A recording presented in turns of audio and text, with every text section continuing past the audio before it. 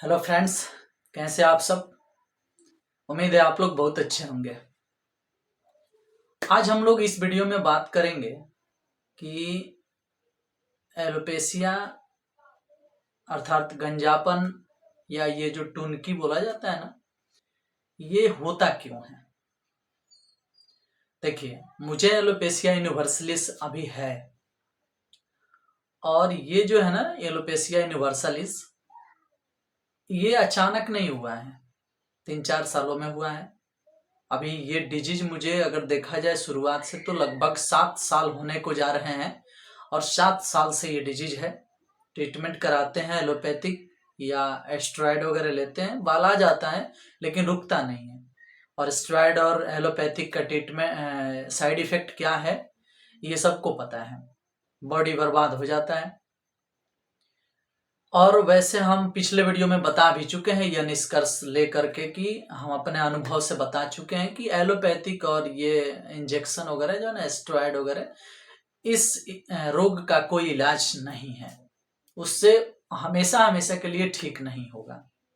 और जो ठीक होता है ना वो भी अस्थाई है, रुकेगा नहीं, चला जाएगा, पैसा बर्बाद होगा, बॉडी बर्बाद होगा, समय बर्बाद होगा, खिन्नस बढ़ेगा और ये सब खत्म हो जाएगा। बॉडी स्टेरॉयड की आदी हो जाएगी, बहुत सारे आदत लग जाएंगे। बॉडी उसी दवा से ही ठीक होगा जिसका आदत इसे हो जाएगा। तो ये सब बात है। हमने बोला था कि हेम्योपैथिक से ट्रीटमेंट हो सकता है और आयुर्वेदिक से ट्रीटमेंट हो सकता है। हमने आयुर्वेदिक अभी तक नहीं लिया है, हमें पता ही नहीं चल रहा है कोई आयुर्वेदिक डॉक्टर जो है, आयुर्वेदा का अच्छा संस्थान ट्रीटमेंट कहाँ होता है इसकी जानकारी मुझे नहीं है, इसलिए हम अभी आयुर्वेदिक ट्रीटमेंट नहीं ले पाए हैं।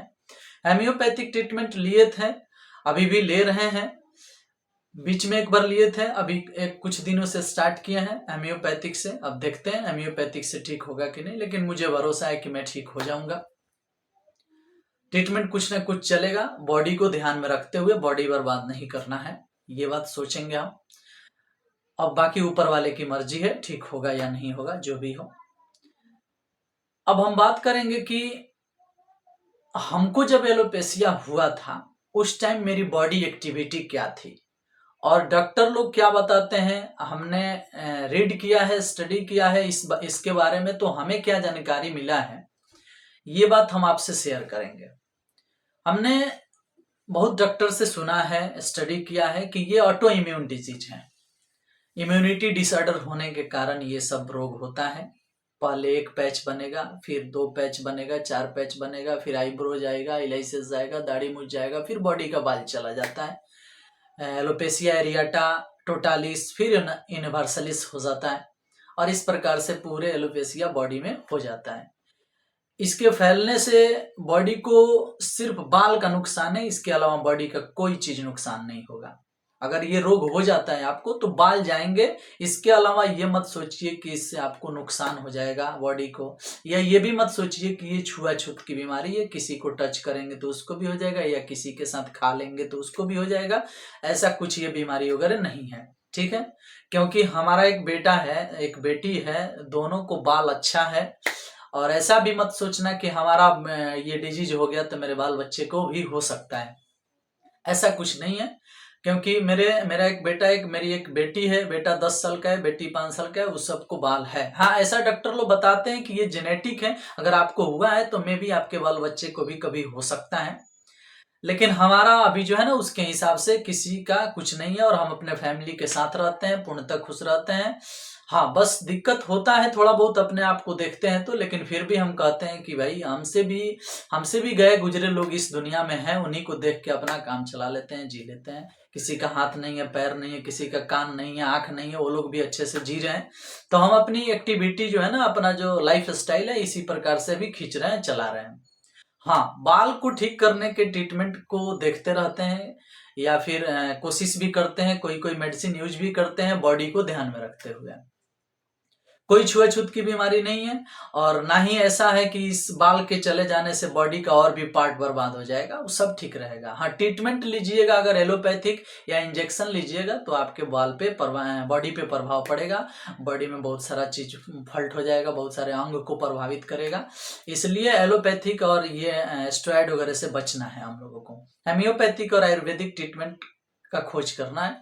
हम ये जान चुके हैं इस मैटर में कि ये आयुर्वेदिक से या हेम्योपैथिक से ठीक हो सकता है। हमारा मतलब हमारा तो क्या, हमारे पिताजी भी बोले थे हमको कि बाबू ये जड़ी बूटी से ही ठीक होगा, लेकिन हमने पापा जी का बात नहीं माना था और हमने एलोपैथिक ट्रीटमेंट लिया था, जिसका नतीजा ये है कि आज मेरा बाल जो है सब चला गया है पूरे बॉडी का। और देखिए जो होना था वो हो गया। हमने देखा है कि बहुत सारे लोग कुछ भी खा पी लेते हैं, उनको कुछ नहीं होता है, और बहुत सारे लोग बचा बचा के खाते हैं, फिर भी बहुत कुछ हो जाता है। तो ये ऊपर वाले की मर्जी थी, किस गलती की सजा है वो तो ऊपर वाले जानते हैं। चलिए ये हमारे समस्याएं हम झेलेंगे, लेकिन हम आपको ये बात जरूर बताएंगे कि जिस समय मुझे फर्स्ट पैच बना था या बॉडी में और बढ़ रहे थे पैचेज, उस समय मेरा लाइफ स्टाइल कैसा था, उस समय मेरे माइंड में क्या चल रहा था, डॉक्टरों के अनुसार क्या बताया जाता है, इस सभी बातों को हम शेयर करेंगे। तो सबसे पहले मैं आपको बता दूं कि 2016 के दिसंबर में मुझे ये शुरू हुआ था पैच। और ये बात मैं आपको बता दूं कि जब 2016 के दिसंबर में जब मुझे पैच बना, उससे पहले मैं जिम ज्वाइन किया था और जिम में बहुत अच्छा मेहनत करते थे। और फिर उस समय हम काजू किशमिश बादाम पिस्ता वगैरह खाते थे, खूब खाते थे, खूब ऐसे ही खाते थे। कुछ लोगों का कहना है कि आपके काजू किशमिश पिस्ता बादाम खाने से ये चीज हो गया आपको। अब जो भी हो, मैं तो उसके बारे में नहीं जान पाया कि वो है कि नहीं है। फिर आगे चले, कुछ दिन के बाद जब 1-2 पैच हो गया, फिर हम जिम हम छोड़ दिए थे। जिम छोड़ देने के बाद ये हमको डिजीज हुआ है। जिम करते पीरियड में नहीं हुआ है, लेकिन जिम करते पीरियड में काजू किशमिश पिस्ता ये सब हम खाते थे। लेकिन जब हम जिम छोड़ दिए, फिर कुछ दिन के बाद बाल चला गया, 1-2 पैच बन गया। उसके बाद मेरे दादाजी डेथ किया, हमने बाल को छिलवाया। उसके बाद से हम जड़ी बूटी लगाते रहे, पूर्णता आया नहीं, जहां तहां झड़ते गया, बढ़ते गया। हाँ, लेकिन ये हमको याद है ना कि कुछ मानसिक प्रेशर से हम गुजर रहे थे उस समय। डॉक्टरों का कहना है कि इसके बहुत सारे कारण हैं। आप किस कारण से जूझें ये आपको समझना जानना पड़ेगा, अपने बॉडी पे ध्यान रखना पड़ेगा। तो एक तो कारण बता दिए काजू किशमिश पिस्ता बादाम। दूसरा कारण ये बता रहे हैं कि हम उस समय मानसिक प्रेशर से जूझ रहे थे। इसमें उस समय इतना इस सब लग रहा था ना, जैसे लग रहा था घर छोड़ के भाग जाएं, ऐसा लग रहा था कि कुछ भी अच्छा नहीं है, सुसाइड अटेम्प्ट कर लें, इस टाइप के भी चीज आते हैं माइंड में उस समय, जो कि ये बाल के लिए हानिकारक है।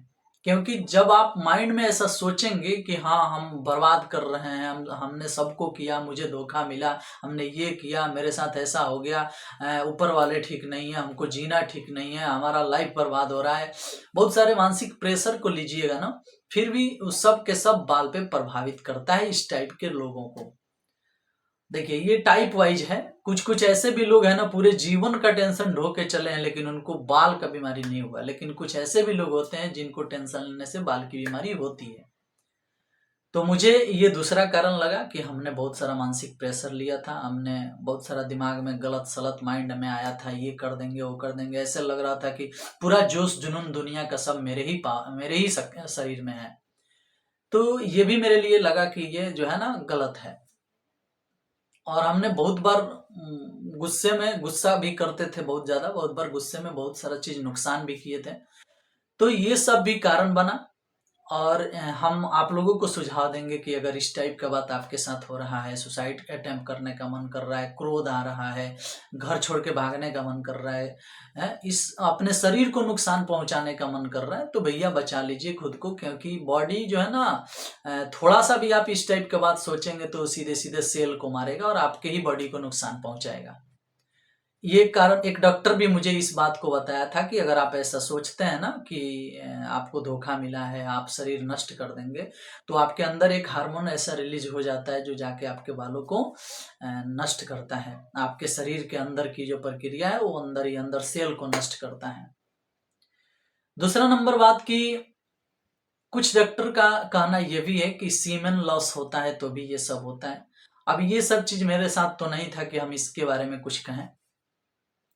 हाँ, ये टेंशन वाली बात थी। कुछ लोगों का कहना है कि पेट में गर्मी होने के कारण भी बाल जाते हैं। तो इस बात को हम इनकार नहीं कर सकते हैं, क्योंकि हमारे पेट में कुछ ऐसी गर्मी रहती थी, क्योंकि हम पानी वगैरह कम पीते थे। तो पानी वगैरह कम पीने के कारण या खाना का पाचन सही नहीं होगा, पेट में गैस बनेगा, हमेशा बनेगा, हर दिन बनेगा, तो समझो कि वो कहीं ना कहीं बाल को नुकसान पहुंचाएगा। और ये चीज मेरे साथ था। तो ये 3-4 कारण ऐसे डॉक्टर लोगों के मुंह से हम सुने हैं और स्टडी भी किए हैं, और ये सब चीज हम मिलाए हैं, तो मेरे साथ ऐसा था। फिर हमने सोचा कि आखिर इसका उपाय क्या है। कहने का अर्थ है कि ये सब तो कारण ना है, जो इस कारण से हुआ, इस कारण से हुआ। तो उपाय हम किसी दूसरे वीडियो में बताएंगे, क्योंकि उपाय भी मेरे को बताया गया है, उपाय भी हमने स्टडी किया है, रीड किया है, और उसको हम कर भी रहे हैं आजकल। तो हम बताएंगे आपको। तत्काल में हम अपना जिस समय बाल जा रहा था उस समय की हम बात बता रहे हैं। पूरे जोश में इंसान रहता है उस समय, और मैं भी था उस समय। ऐसा लगता था कि हम ही सब करते हैं और हम ही सब करेंगे, और मेरा बाल कैसे ठीक नहीं होगा, हम इसको ठीक करेंगे। और ठीक करने के लिए हम साइंस पे भरोसा किए थे कि बहुत बढ़िया बढ़िया दवा है, बहुत बढ़िया बढ़िया डॉक्टर हैं, हम ठीक नहीं होंगे तो जाएंगे क्या, ये कौन डिजीज है, ये कौन सा डिजीज है जो ठीक ही नहीं होगा। मैंने डॉक्टर लोगों पे और साइंस पे भरोसा करके डॉक्टर के पास गया, लेकिन कोई डॉक्टर, कोई साइंस इस पे सक्सेस नहीं हुआ। नतीजा आपके सामने है, और निष्कर्ष ये है कि शरीर का रोग शरीर ही ठीक करता है, कोई दवा या कोई डॉक्टर इसे ठीक नहीं करता है। इसलिए अपने बाल से प्रेम कीजिए, अपने शरीर से प्रेम कीजिए। मेहनत करना है, लेकिन शरीर को भी ध्यान में रखते हुए। हमने बहुत सारे सिस्टम को उलट पुलट के काम किया था। ऐसा ना, थोड़ा सा हम मीडियम क्लास फैमिली से हैं, तो फैमिली को ऊपर ले जाने के लिए, गरीबी को मारने के लिए, सब कुछ पीछे छोड़ने के लिए, अच्छा जीवन जीने के लिए हमने बहुत टेंशन लिया था, बहुत जबरदस्त मेहनत किया था।